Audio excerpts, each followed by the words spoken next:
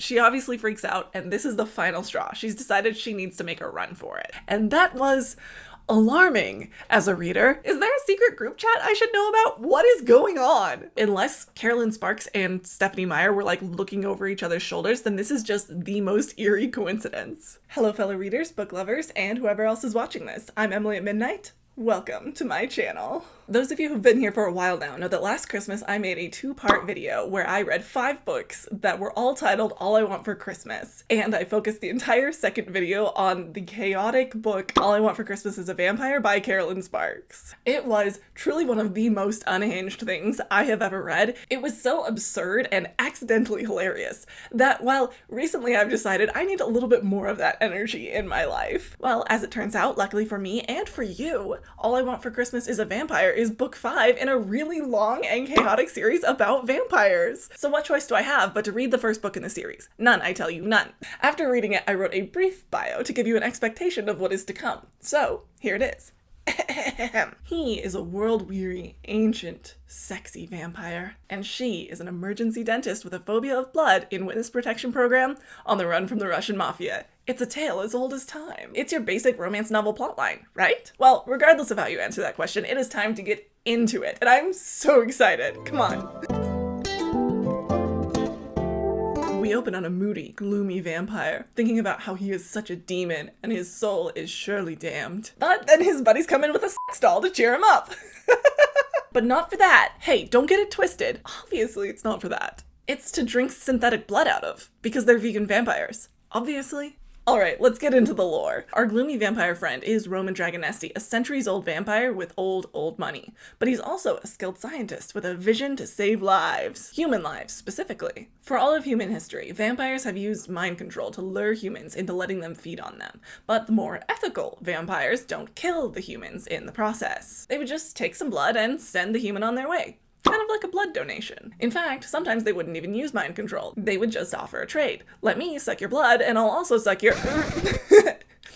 Show you a good time. But Roman's vision was to change all of that. He had successfully created synthetic blood. Now, vampires can purchase and drink blood without the human cost. Oh, and it like revolutionized the medical field and saves thousands of lives per year and made him super rich. That too. But what does all of this have to do with the doll that his buddies brought him to cheer him up? Great question. As you can imagine, not every vampire is an ethical vampire, but Roman and his buddies have synthesized 2 specific reasons why vampires might reject synthetic blood. The first one is that they might enjoy the sensation of biting and sucking blood. And the second one is poverty. They're too poor to be able to afford buying synthetic blood. But don't worry about number 2. One of Roman's buddies is on it. As for number 1, well, that's where the life-size sex doll comes in. If vampires are really into that whole biting thing, well, their plan is to pump the blood into the doll, so you can still bite it and get the whole sucking sensation. Thanks for being along for this ride. So it's his buddies, presumably all scientists, who came up with this idea, and they decided that their CEO should be the first one to give it a try, so he does. So apparently the skin of the doll is thicker since it's plastic, and isn't what he's used to, and so his fang ends up coming off into the doll.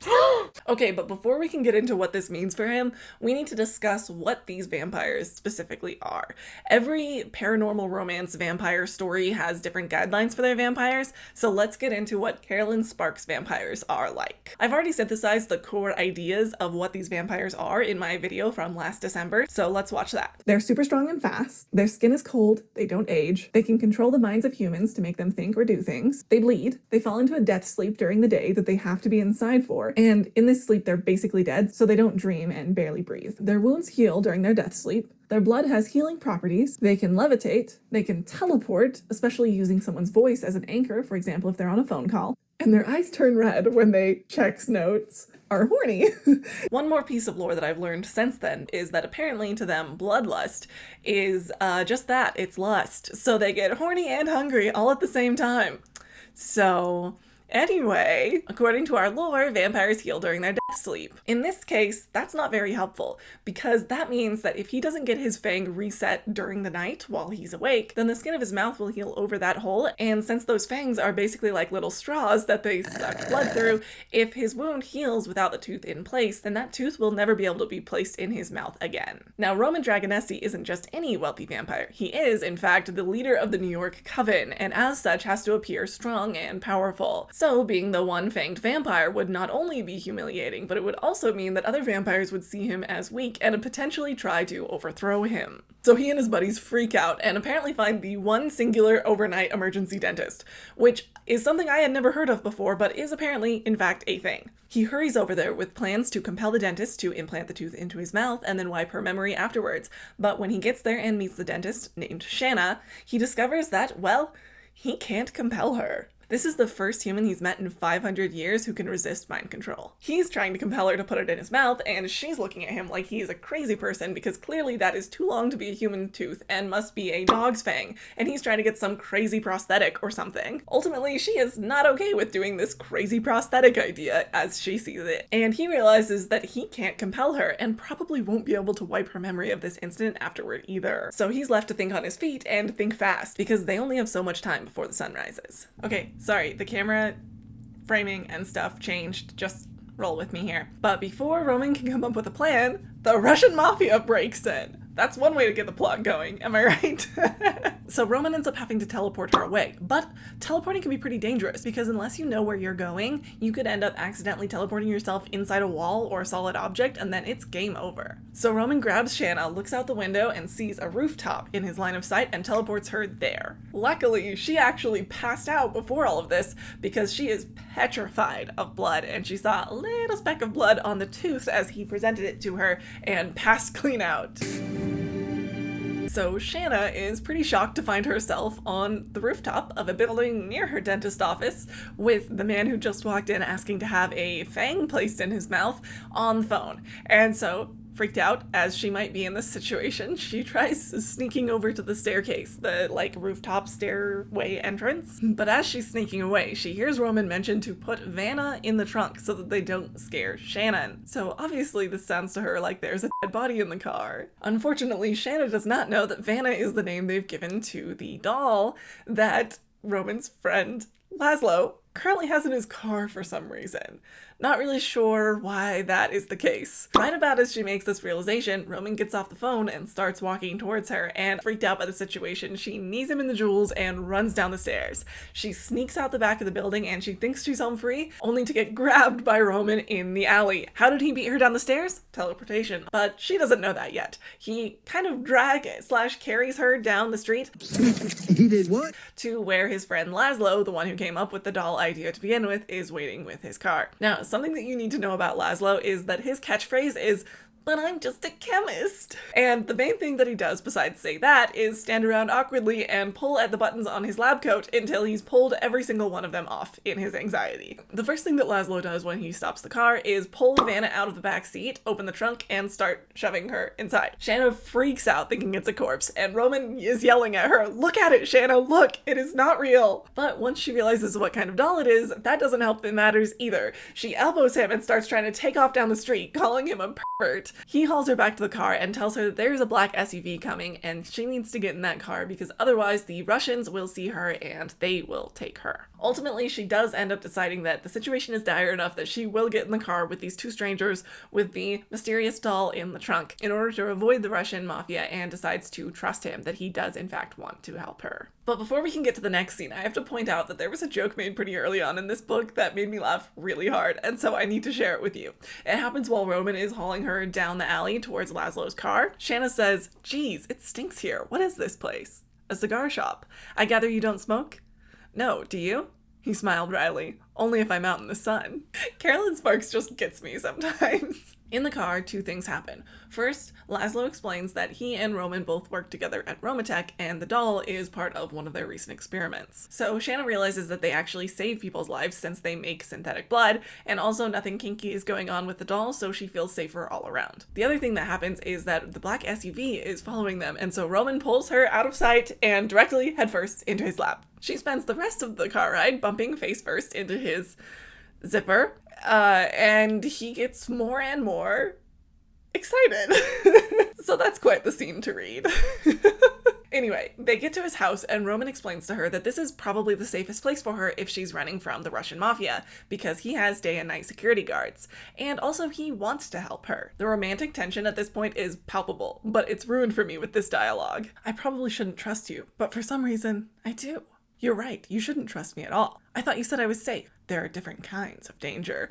Come on! Do we really need this dialogue? It's so tired. But then again, this was 2005, so maybe it wasn't that tired then, but I just, anytime I come across this kind of dialogue, it makes my whole body cringe. I'm like, ah! But anyway, once inside Roman's house, Roman convinces her that he knows just how to help her conquer her fear of blood. Because, obviously as a dentist, if you have a fear of blood, that's going to be threatening your career because dentists need to not get paralyzed and pass out at the sight of blood because they operate. He tells her that he's going to do hypnosis to help her overcome her fear of blood. She just needs to open up to the hypnosis. And I guess that story worked because she goes along with it. And with her willing to be hypnotized, her guard is down enough that he's able to get inside her mind, convince her it's a dream, she's not afraid of blood, and that this is a normal tooth. She is then able to fix his tooth in her sleep, just in time for him to go to sleep in the morning. Let's pause here and discuss something critical. This is a paranormal vampire romance about a 100-plus-year-old vampire and a mortal woman who is able to withstand vampire mind powers. Now, if you haven't been living under a rock for the last 20 years, you'll probably notice what I started noticing right about now. This sounds shockingly similar to Twilight. Now comes the weirdest part. Twilight Book 1 was published in September 2005. This book, How to Marry a Millionaire Vampire, was published in July 2005. I cannot describe to you how insane this is. They were published within 2 months of each other. They are like crazy similar. And as we go through, I'm going to point out even more similarities that makes this even more insane. But I need to explain, these were published way too close to each other to have had any influence on each other at all. Like, these books were going through each step of the editing process at probably the exact same time. And so unless Kerrelyn Sparks and Stephenie Meyer were like looking over each other's shoulders, then this is just the most eerie coincidence. Though the idea of someone having the ability to withstand vampire mind powers in a world where vampires have mind powers is not the craziest thing in the world to think of, but really, just wait. It is about to get so much more similar than just that. Okay, but back to the story. She finishes the procedure just in time for him to fall asleep for his death sleep, right? Well, it was really just that close. He has enough time to teleport her to a guest room in his house, lay her down on the bed, and then look over and be like, maybe I should take off her shoes since she's in bed and she's asleep. And then he is out in her bed. Which might sound like it's warming up to a very sexy moment, but no, remember the term death sleep? Yeah, during the day, vampires don't have a pulse, don't breathe, and don't feel warm at all. So she wakes up with him next to her like this, freaks out because there's a man in her bed, but then freaks out because she thinks She goes through all these feelings, memorializing in her mind as the nice man who tried to save her life, and also this philanthropist scientist who created synthetic blood and saved all these lives. Then she goes running through the house, freaking out and telling everyone that he is dead, and they all just kind of chuckle and are like, nah, he's not. She finds some security guards who are different from the night before. Hint, the other ones were vampires, so they're out cold during the day. These are mortal security guards. The security guards don't believe her, so she runs off to find someone else, and she runs into Radinka, the mom of one of Roman's buddies, Grigori. Now, she gives off serious vampire vibes, but obviously she isn't one because she's awake during the day. She's just this really old Hungarian lady, and I adore her with my whole soul. She's literally the best character in the whole book. Anyway, Radinka does the best job at trying to convince Shanna that he's not actually dead, but Shanna still in her heart is definitely 100% like,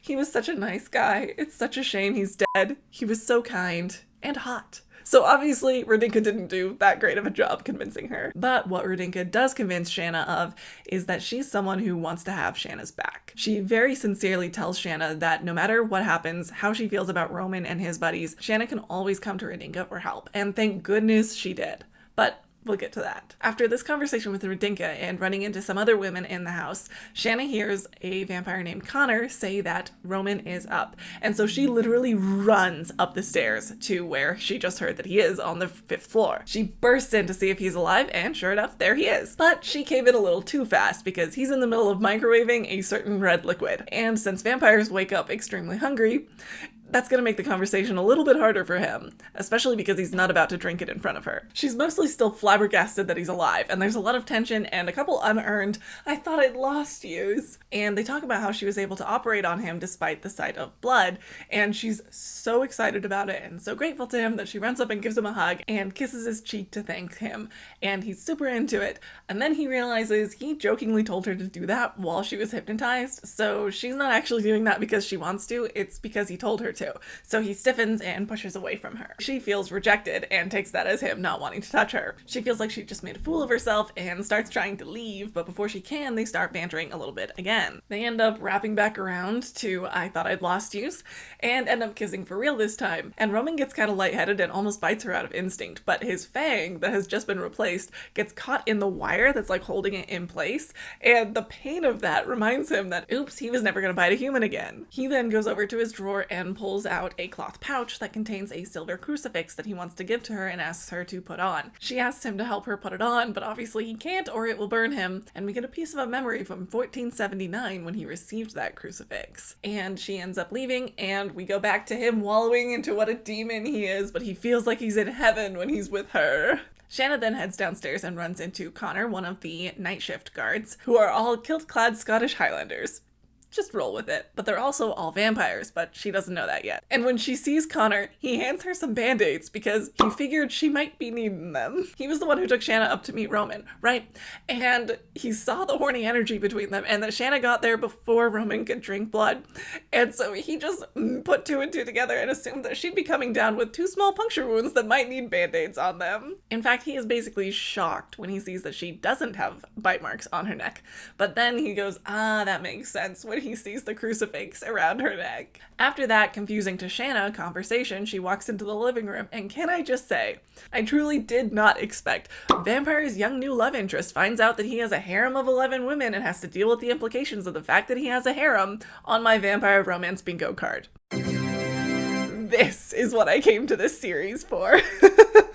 Yes, you heard me. He has a harem. Remember how I said he's the leader of the New York Coven and there's pressure on him to keep up appearances and appear strong and powerful? Well, apparently a big part of that reputation is that you have to keep up a harem. So he does. And we'll talk more about this dynamic with the 11 women harem later, but for now, let's talk about the matter at hand. Shanna just ran into the harem, and they spent half the conversation referring to her as a mortal, and the other half asking her if she's joining the harem. Like, didn't they get the message from Laszlo that they were supposed to be playing it cool in front of this mortal? And this isn't the only time this happens either. Like, some of the vampires actually do a kind of okay job by, like, trying to keep her away from the refrigerator filled with blood, for example. But basically, other than that, everyone is being so obvious, and I cannot. They are vampires. They have been hiding their nature from humans for hundreds of years each, and they just start saying things like, what's this mortal girl doing here in front of her? These women just seem so unaccustomed to dealing with anyone who isn't in on the vampire secret, and I get that they basically live in a fortress and most of the people that they interact with are mortals who know the truth or other vampires, but I swear no one can get that used to being a vampire that they forget there are secrets they're supposed to keep, right? Like, the women telling Shanna that they are Roman's women is one thing, but the way they hint at people being older than they look, and the way that Connor goes, that'll protect you when he sees the crucifix, and a guard referring to the women as a harem, and more. I just feel like everyone forgot how to not be sus, and I just don't really buy that. Oh, like when Shanna first gets there, Roman tells Radinka to go tell the women that they can't be loud watching their soap, and that they need to be careful and not reveal their secret in front of Shanna. And they get upset by that order and talk super loudly about it, and Shanna hears them. I guess in this universe they're super used to wiping humans' memories all the time, so I guess that's the only explanation. For example, at the very beginning of the book, one of the vampires mentions that he wiped like 100+ people's memories at the same time when one of his friends threw a table far too easily at a club. So I guess that's the explanation, but it still comes off a little weird. Okay, back to Shanna. She is currently reeling from finding out that Roman has a harem of 11 women, so she runs off to try and get space to think, and she finds herself in a basement surrounded by a bunch of empty coffins. Oops. She obviously freaks out, and this is the final straw. She's decided she needs to make a run for it. She comes up with a plan to sneak out before anyone notices, and apparently that plan is to whip out a French accent and pretend that she is the hairstylist of one of the women in the harem, and she has to go out and run an errand, and rushes out the front door past a kilt-clad guard that doesn't know her yet. And that's fine and all, but the guard at the door is a vampire. And vampires are supposed to be able to read human minds. I think even hers. And so that was a little bit confusing to me. Maybe he was just like, she's a vampire and didn't even try to read her mind. But maybe he would have just noticed that he could. I don't know. Anyway, Roman finds out that she's run off, and he finds out that right before that, the women told her that they were his harem. And he's surprised by that, but he's even more surprised that she was like offended and shocked by that. What? Roman? But I just have to say, I was super happy to see that she really got freaked out by this weirdness and actually ran off. Like, usually they're like, oh, that's a little weird, but the vampires are hot. And so I was like, yes, this book is doing it right. Now, on the run, Shanna is trying to get a hold of the federal marshal who's in charge of her in witness protection. I mentioned she was in witness protection, right?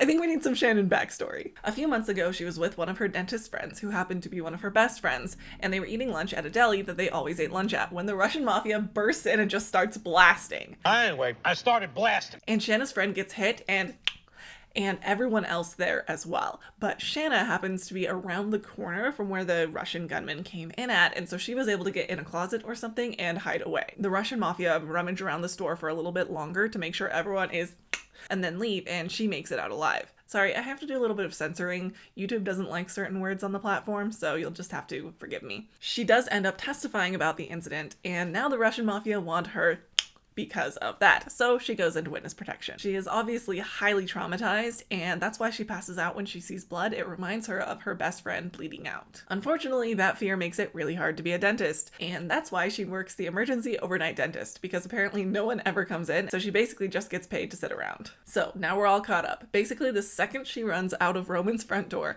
there are a bunch of black SUVs all around, and clearly they're the Russian mafia, and so she has to run from them, and she does manage to give them the slip. Turns out the Russian mafia was able to track down the plates of the car that Roman and Laszlo picked her up in, and they know that it belongs to Laszlo. Well, it just so happens that Ivan Petrovsky, the main guy in the Russian mafia, happens to be a vampire and a longtime enemy of Roman's. So he instantly knows that Laszlo is one of Roman's guys, and so he waits outside of Roman's place to pick her up. Luckily, she got away from them, and she calls the federal marshal. They set up a rendezvous for the next day at a safe house that he tells her about, but something about the call seems off to her.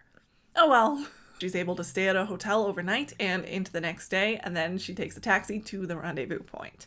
On the way there, though, she sees a black SUV following them and tells the taxi driver, "Can you lose them?" And he gets really into it. Like, this is the best day of his life. When they get to the safe house, they notice that it is totally dark, not a light in sight, which feels really weird. Then she notices an SUV parked out front of the house. They drive up, and she notices that the man inside is one of the men that was outside of Roman's house when she escaped there. So she now knows that the Russians are there, so she tells the driver to step on it, and they get out of there. It turns out that Ivan, the Russian mafia vampire baddie, found the marshal and told one of his coven members to compel the marshal to arranging this rendezvous. That's why he sounded weird on the phone. So yes, there were angry and hungry vamps waiting for her in that house, so it was a great idea to leave that place. I really, really liked this part. The taxi driver asks her where she wants to go, and she's thinking about it, and she's like, I don't really have anywhere to go. She doesn't feel comfortable going back to Roman's, and this was the federal marshal who was supposed to help her out. But then she remembers there was one person that told her she would always be there for her no matter what. Radinka. I just really like the way that she's still extremely wary about Roman after finding out about the harem and every weird thing that had come up prior to that. Like, she doesn't even consider going back even after she can tell that the safe house has been compromised. She racks her place for somewhere to go and doesn't think of Roman. And even though as the reader we know he's safe and genuinely wants to protect her, I really appreciate this because her decision making and her thought process here make actual sense. Instead, she thinks of Radinka.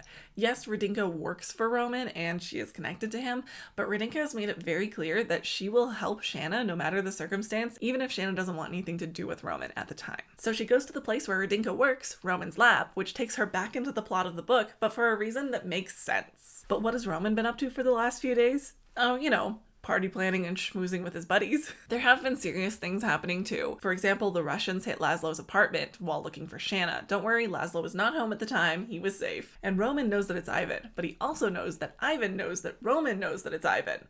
And so this could end in a vampire turf war very soon. But Roman seriously has been party planning during this time as well. Every year he throws a benefit gala where he invites all of the vampires and unveils his newest inventions. First it was synthetic blood, then it was Bleer, a blood-beer combo that allowed vampires to get drunk again, because vampires can only drink blood, unless it's mixed right, I guess. He's also previously released, checks notes, Chocolud, a chocolatey blood mixture that has been making vampire women gain weight. Seems kind of sexist that only the women have been gaining weight, or that only the male vampires have been complaining about the female vampires gaining weight, because they have, and the female vampires have not been complaining about the male vampires gaining weight. I don't like something about that. But don't worry, this year he's going to unveil Blood Light to help vampires fight that pesky weight gain. Oh, and another project he's been working on is a drug that would allow vampires to stay awake during the day, which he's pretty sure he almost has nailed, just in time for it to be a MacGuffin. Cough, cough. He also has all of his old buddies over for the gala.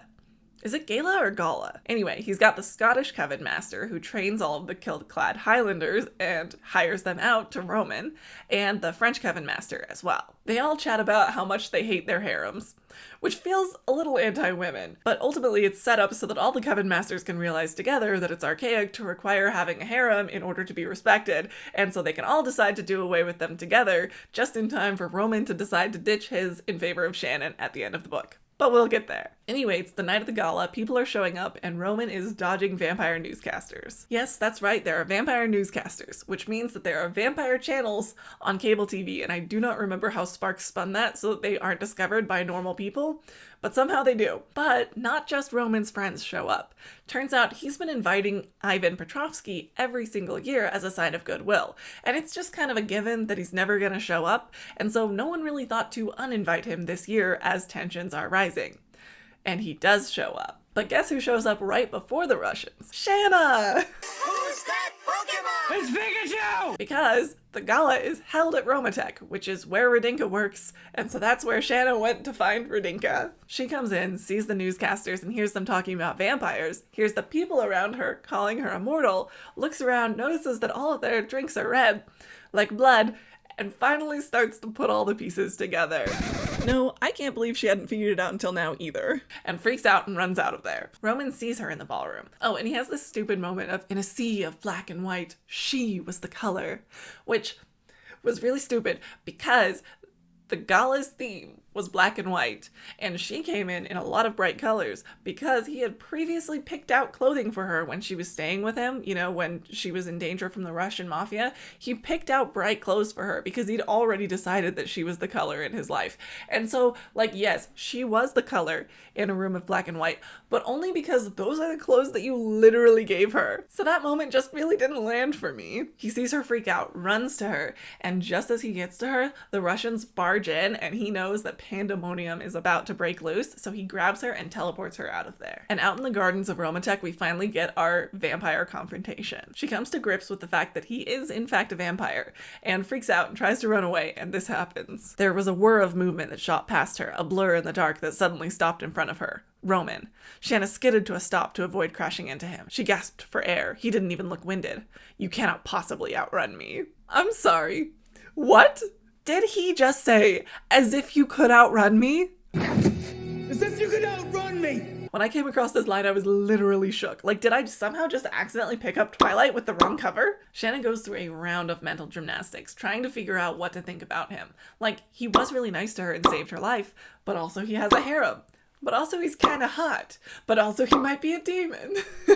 He's trying to rush her into hiding from the Russians while she's going through all of this mental gymnastics, and she snaps at him. I still can't get over the fact that you're a blood-sucking demon from hell. He stiffened with a jolt. Oh great, she'd hurt his feelings. But shoot, she had every right to be upset. So why did she feel bad about lashing out at him? She cleared her throat. I may have been too harsh. Your description is essentially correct. However, since I have never been to hell, it's inappropriate to say that I come from there. Though it could be argued that I'm there now. She clearly hurts him by calling him a demon because he believes he is one. Don't worry, we'll get a lore drop from him later on. Sit tight. She does a bit more waffling about him and is ultimately trying to get over his demonic nature by reminding herself that he's still the same good man. Which, given the fact that she didn't actually trust him right before this, due to the whole harem thing, and given the fact that she just found out that he's a scary creature that literally exists outside the bounds of what she thought was possible prior to this moment, I just kind of thought she might be trying to convince herself a little too hard that he's a nice guy. But like, he is a good guy, so it doesn't matter, right? While she's thinking through all this, however, he's assumed that she's disgusted by his demonic nature and now wants to him, because apparently he had a girlfriend in the 1800s who did just that. Found out he was a vampire and tried to him. So he just turns toward her and maps out where to stab him and how to do it. Okay, Mr. Emo, calm down. And she, like any sane person, is like, what? Stop it, I could never hurt you. And he says, oh, but you have, Shanna. And oh my lottie, but that was stupid. Because she had no volition to hurt him there. She made one intense statement while she was taking in new information. Sometimes people respond poorly to new information. And this new information was, he's a vampire. She was not malicious at any point. So for him to come in swinging with the, oh, but you have, Shanna, when referring to her words that he agreed with and she tried to take back, when what we are talking about here is a completely different kind of hurt, just felt a little manipulative to me. But anyway, he leads her into a totally silver-lined room, which means vampires can't teleport in, and the door and locks are all silver, so vampires can't touch them. He explains how she'll be safe here, and she asks, why? Why are you so determined to protect me? He stood at the sink, rubbing an ice cube over his seared fingers, because he touched the silver locks. Shanna finally decided he wasn't going to answer. She trudged back to the bed. You're special, he said softly. She halted by the bed. Special? She closed her eyes. God, this man made her heart ache. Oh, the 2000s of this. I'm trying not to say this is bad writing, because this is how one romance noveled in the 2000s. But it is a specific brand of writing. And man, it is cringe. Then, in this conversation, Shanna is talking about him being a vampire, and this conversation happens. How long have you been, a vampire? He turned to face her. Say it, Shanna. I'm a vampire. We're Stephenie Meyer and Kerrelyn Sparks sharing their freaking notes. Like, this is almost exactly what Edward says to Bella. Say it out loud. I cannot with how similar these books are to each other despite coming out within 3 months of each other. Is there a secret group chat I should know about? What is going on? Okay, I'll try and rein myself in and talk about the rest of the scene. She starts to comfort him because she feels bad for hurting his feelings earlier. But then she starts explaining how it isn't his fault that he got turned into a vampire and he's still a good person. And it just seemed like a little much from someone who probably isn't very sure about how she feels about him. After that, the conversation takes another turn. They're talking about how his heart currently beats. And he says, yes, but when the sun rises, it will stop. I thought that nothing in my body worked. I walk and talk, don't I? My body is digesting the blood I consumed. For my brain to function, it must be supplied with blood and oxygen. I need air in order to talk. None of this would be possible without a beating heart to supply blood through the body. Oh, I just thought vampires were totally dead? Not at night. You know my body reacts to you, Shanna. You've known that since the first night we were in the backseat of Laszlo's car. Her face heated with a blush. He touched her warm cheek. I've wanted you since that first night. She moved out of his reach. We can't. I would never hurt you. Woo, that came out of nowhere. Like, they're literally in the middle of a crisis. Aromatech? I was not expecting them to get sexy. Okay, but aside from the sudden dirty talking, we do get some very important in-world vampire lore. They are fully alive at night, i.e. their heartbeats, everything runs like normal. I feel like this might be important later, especially if this series goes anywhere like Twilight, and we find ourselves wondering how pregnancy works with vampires. After this, though, we finally get the Roman lore drop. He was born in Romania in 1461. Yes, that makes him over 500 years old. He was sold to a local monastery, as often happens to young children of poor families at the time. So he was raised to be a monk and swore vows at 18 and became a traveling doctor of sorts. Which I get at this point sounds a little bit like Carlisle from Twilight, but we will wrap back around to him being Edward, I swear. He became vain and proud of how good of a healer he was, and being a monk, he then blames himself and his vanity for what happens next. And I just have to take a second and say to anyone watching, the bad things that happen in life are not your fault. You do not manifest the harm other people do to you. There may be some ways you can hurt yourself, but when someone else hurts you, it is never your fault. I don't care where you were, what you were wearing, or how full of yourself you were. It's not your fault. Okay, rant over. Roman heard about a village where everyone was dying one by one and no one knew why, and he thought maybe he could help. It turns out that vampires were hunting everyone in the village, and they decided to turn Roman into a vampire as a sick game, turning a man of God into a demon. After turning him, they controlled him by threatening the lives of everyone he'd ever cared for in the monastery, and ordered him to thousands of people. One of the members of this coven was actually Ivan, and that's why they originally have beef. In the end, Roman did rebel and leave them behind, and true to their word, they everyone that he loved. He now blames himself for everyone he hurt under duress, the people he turned, and the monks that were when he broke away to find his own path. Big trauma. And this trauma comes out by him constantly bemoaning his immortal soul and the souls of everyone he turned, because he believes that by turning them into demons, he damned them to hell. This is the Edward coding. It is very, very Edward. I'm telling you, I do not know how these two authors managed to write very different books that were also very, very similar in the same year without comparing notes. Someone make it make sense. It's insane. And there's more. We'll get to more. But there's more.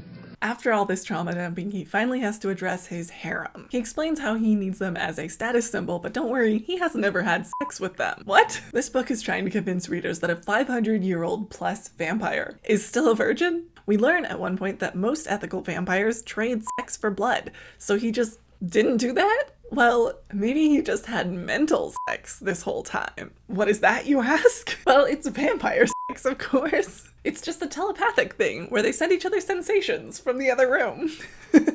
What a weird way to make it such that a coven master hasn't had sex with his harem. I just feel like it was so unnecessary, and now we just have this really weird piece of lore. Okay, but if you thought that that sounded confusing, don't worry, Shannon does too, and she doesn't believe it. He decides that he wants to convince her that vampire sex is real by, quote, having it with her. Not only is that a major facepalm, but there were two things that she didn't believe there. The first was that vampire sex was real, and the second one was that he had never had real sex with any of those women. And his solution will only answer one of those questions. Now, they don't end up doing the vampire tango here, but he does move Shanna back to Roman's main house, which I thought was a bit of a weird move since the Silver Room was so safe. But whatever, I didn't write the book. I guess the Scottish and French coven masters got Ivan cornered before he could really wreak any havoc, but he did get a little soundbite on the vampire news saying that the modern vampire is a poison in our midst, and everyone should go back to the thrill of the hunt and stop buying synthetic blood and fusion cuisine, and at the same time announces himself as the leader of the True Ones, also known as the Malcontents, which are a group of vampires that are super dangerous, they're violent, and they hurt humans and vampires alike. Now, I'm not sure why anyone was surprised that this violent vampire was one of the violent vampires, but for some reason they were. Anyway, this moment felt a bit like a final climax, but it was only 60% into the book, and so I was like, what's gonna happen for the rest of the book? But don't worry, we have a whole other arc coming.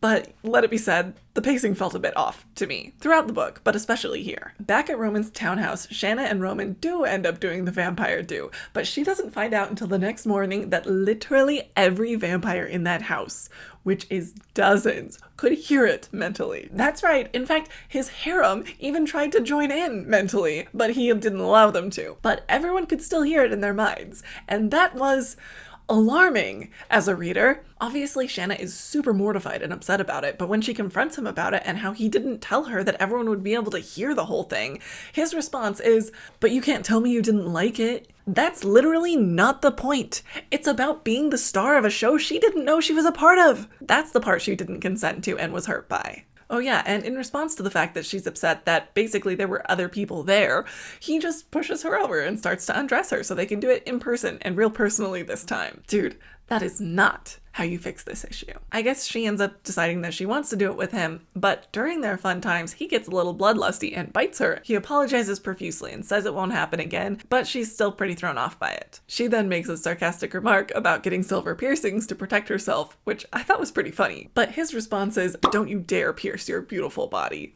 Huh? Have you heard of bodily autonomy, man? But her response saved this moment for me. She says, "Why not? You did." Get it? Because he bit her? But then immediately after this fight, she's back to therapizing him. Like, it's really nice that she thinks he's a good person and all of that, but she shouldn't be his therapist, and she's really positioned in this book like she is. In fact, that's my issue with a lot of older romances. The women tend to fix the men as if it works that way. Ever heard of inner work? It's one thing to support and encourage your partner, but if you're the only one making them feel okay about themselves, then you're doing all the mental work for them, and that's too much. Okay, but then we get another Twilight similarity moment. Shanna says, "It would never work. You'll be young and beautiful forever, and I'll grow old and gray. I don't care, it doesn't matter." She sniffled. "Of course it matters." I swear to you, that sounds like a direct quote from Bella Swan. Okay, but as exciting as that line was, we get an equally bad line in this scene as well. We get this line from her after she's thinking about how she doesn't want to get close to him again after he bit her. It wasn't that she didn't trust him, she didn't trust herself. Nope. We're not doing this. That is literally not true. Right before that moment, she was thinking about how she was afraid that he would lose control and bite her again. It is absolutely her not trusting him. But whatever. Around this same time, the vampires learn about a CIA task force that knows about vampires and is hunting them. On top of that, Ivan and the Russians bombed Romatech. Back at Romatech, they're finalizing Blood Light, so they're having random vampires come in and taste different versions of it and rank them. And as a surprise to everyone but me, one of Ivan's vampires sneaks into the lot, runs off into the bathroom, one of Roman's guys, and then plants a bomb at Romatech. The prior bombing was in his storeroom to destroy the synthetic blood, but they had backup supplies, so this didn't cause the chaos that Ivan was hoping for. This time, he had the bombs placed in the cafeteria at Romatech, where all of the workers would be first thing in the morning, and he timed it such that the bombing would take place right before dawn, so all of the vampires, including Roman, would know the bombing happened, but would instantly go to sleep and be able to do nothing about it. The bomb goes off, Roman and Shanna hear it, and while Shanna is calling the police, Roman decides that he can't be helpless while there are so many people depending on him and needing his help. So remember that drug he was working on to keep himself awake during the day? He grabs the most recent and untested prototype and injects himself with it. He then conks out, and Shanna has no idea if this is his regular sleep or if he is a goner. And in classical unhealthy romance fashion, as she thinks she's watching him, she finally realizes that she's in love with him.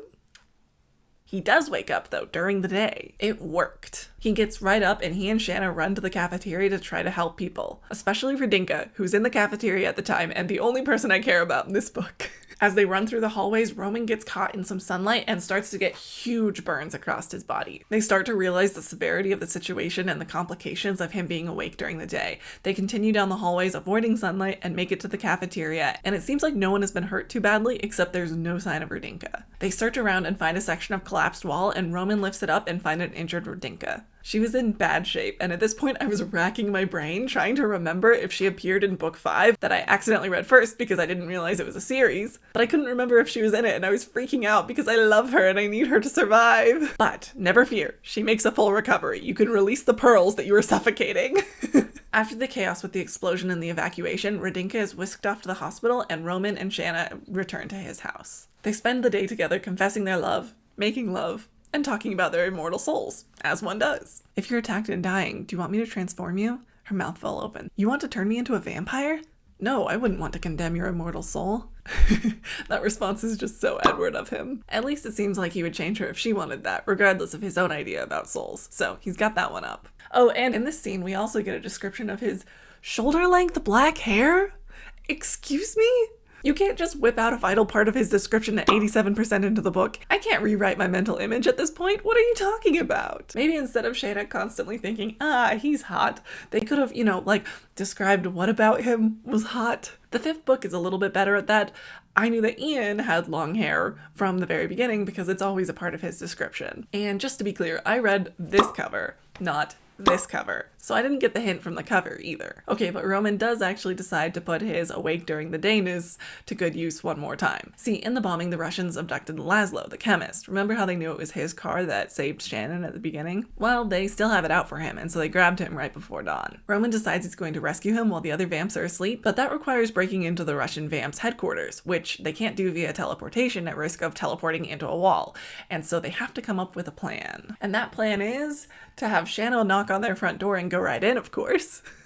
Honestly, I was really surprised that Roman signed off on this extremely sketchy plan, but I guess it was the best way, and it's hilarious, so we're going with it. The Russian guards let her in because obviously they've been looking for her, and she's tired of running and gonna turn herself in. Once inside, she discreetly calls Roman on her cell phone because that's the best way to teleport to a new place. They can triangulate a voice that they hear on a phone and teleport right next to you, so that's what Roman does. When he appears, he takes out the Roman guards around Shanna and then runs further in to get Laszlo. But while he's in the other room, who should walk through the front door other than Shannon's father? If you're confused by his sudden inclusion at 90% into the book, join the club, because so am I. Why is he here? What is happening? Well, apparently her dad has been CIA this whole time, and she didn't know, because then he'd have to her. And it turns out that he's the head of the vampire hunting team, called Stakeout, by the way. He's been watching the Russian vampire headquarters for a while now, so when he saw Shanna walk through the front door, obviously he was worried about it and decided to come in after her. Turns out her psychic resistance is genetic. Her father has it too. He had a run-in with a vampire that happened a long time ago that tried to wipe his mind afterward, but it didn't work, so he still remembers it. Now he runs a team of 4 or 5 other people who also have this resistance. Anyway, her father ends up pulling Shanna out of the house to save her, and she ends up getting hauled off by his CIA friends. Oh, and Roman sees this and thinks that she's going with them willingly, and now since she knows he's a vampire, wants to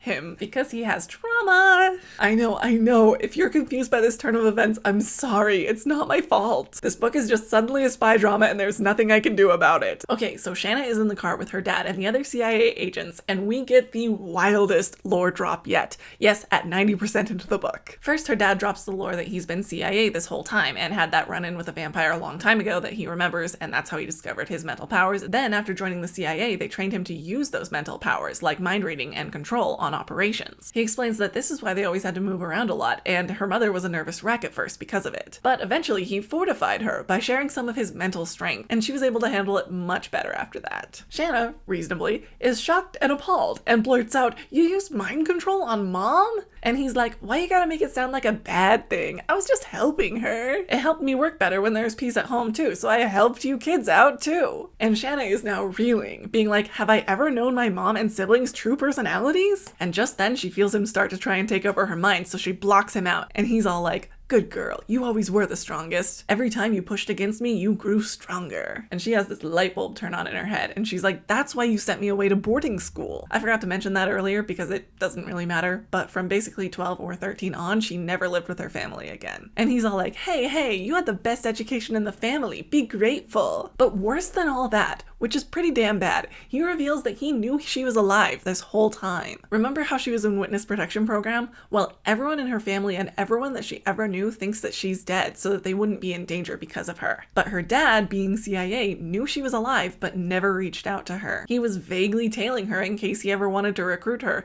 but didn't recruit her right away as an alternative to witness protection so that she could be protected by the CIA and have a purpose rather than being on the run. What? He just let her suffer and run out of resources and have to run away in the middle of the night and stuff. Well, Sparks did a great job of making him a horrible person. I hate him. I forgot to mention the most important part. The whole reason the Russian mafia were after Shannon didn't have anything to do with her testifying.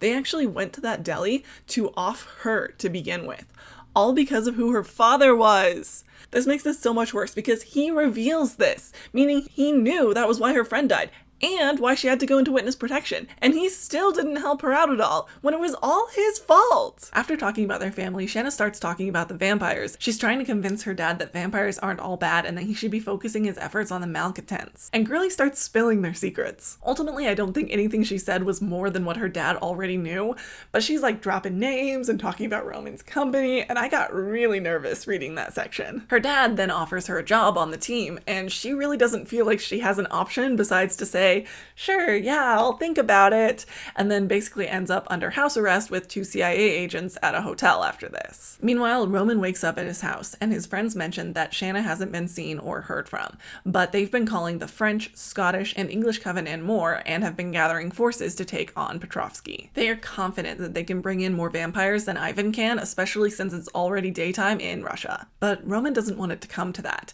He's survived a vampire war before. In fact, he created an army to the original Coven Master that turned him, and he saw how devastating that war can be. So he came up with another plan. Ivan calls to threaten Roman over showing up at the Russian headquarters during the day and stealing back the chemist, and Roman offers him a deal. The two of them duel, one-on-one with silver swords, and don't stop till the other one is dust. If Ivan wins and Roman is dust, then Romatech will cease all production on blood fusion cuisine since Ivan thinks it's an abomination, but he will also agree to not hurt any of Roman's coven or any human associated with his coven. If Roman wins and Ivan is no more, then the Russian coven has to swear to never hurt another vampire or human associated with Roman's coven, which feels like a win-win for Roman, but Ivan agrees to it, so they pick a place and Roman heads that way, but only after forbidding all of his buddies from following him. Honestly, I wasn't super into this plot based on Roman's mental state around making this decision, namely thinking back on his 18th century lover who tried to him and then seeing Shannon run off with the stakeout team of the CIA and thinking she's doing the same thing, it kind of came across like he was pulling an Edward and trying to find a way to himself. But at least his method brought a net positive to the world, unlike Eddie Boy's silly plan. So there's a gap of time when Roman goes off to a cathedral to mentally prepare for the match. Remember, he is a monk at heart. And it's actually really touching because Roman has this heart-to-heart with a priest who he tells about how he's broken vows and has sinned before God. And the priest asks what his big sin was, and Roman talks about his pride in thinking that he could heal the dying village back when he was alive. And the priest is like, whoa, whoa, whoa. Sounds like you were trying to help people. Why would God be mad at you? And it's actually a really touching moment, and Roman kind of forgives himself a little bit. It's just one moment, but if that's as close as we get to therapy in this book, then I will take it. During this time, the Russians are gathering forces at the designated area to ambush Roman, and the CIA are watching the Russian coven, so Shanna's dad decides to call her and give her a little update. When I read this, I was like, this feels a little too convenient to the plot for her dad to just casually call and give her the crucial information here. But don't worry, there's a reason it happens. Shanna freaks out because she knows Roman is walking into a trap and is probably going to get himself.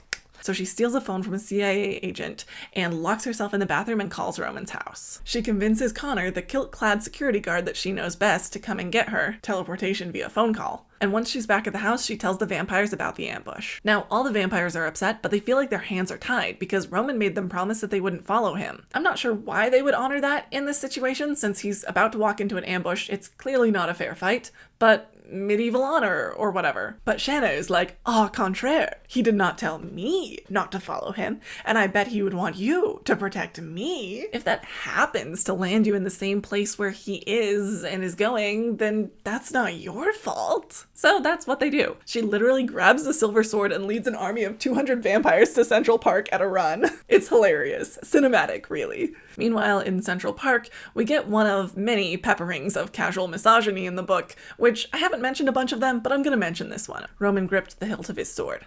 I see you were too afraid to come alone. You even brought a few women with you to wipe your nose. This is supposed to be the guy we're rooting for? Like, dude, they are all superpowered vampires. It makes me want to scream when men use the presence of women to insult other men. I'm not even gonna break down the ways that this is dehumanizing and disgusting. You can do that for yourself. Anyway, Shanna and the vamps all show up at Central Park, so now the Russians can't Roman because then they would get by the massive force that Shanna just brought. So the duel is back on. They fight, and there's slashing and stabbing and dodging and other fight stuff. And Roman gets Ivan on the ground, disarmed, at his sword's point, and decides not to finish him because, quote, if he dies, someone else will take over the coven and leadership of the malcontents. The new leader will continue to terrorize us, but if we let Petrovsky live, he'll have to keep his word, right? Right, Ivan nodded. I'll keep my word. Of course you will, Roman smiled grimly, or I'll find you during the day while you are defenseless. Understand? Which, like, I get his logic.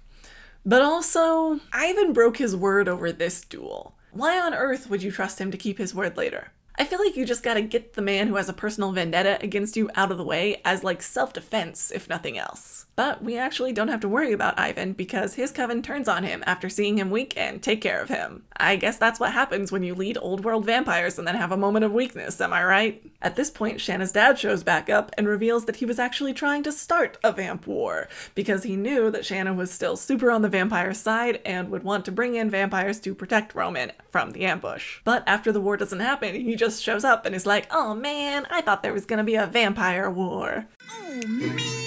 After that doesn't happen, he just slinks back into the shadows like, you won this time, vampires, but I'll get you eventually. I'll get you, my pretty, and your little dog too. But before he does slink back into the shadows, he tries to get Shanna to go back with him one more time. Now step away from that monster and come with me. Roman cleared his throat. I don't suppose this would be a good time to ask for your daughter's hand in marriage. Sean whipped a wooden stake out from his belt. I'll see you in hell first. Roman winced. Yeah, bad timing. Shanna touched his face and smiled. I think your timing's perfect.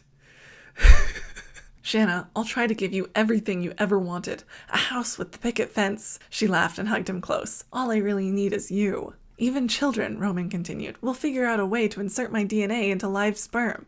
What? Shanna looked at him. You want to be a father? Only if you're the mother. She grinned. You do realize the harem has to go. Already taken care of. Grigori's taking them to his house until they can manage on their own. I love a good wrap-up as much as the next girl, but all I could think about here was, Ah!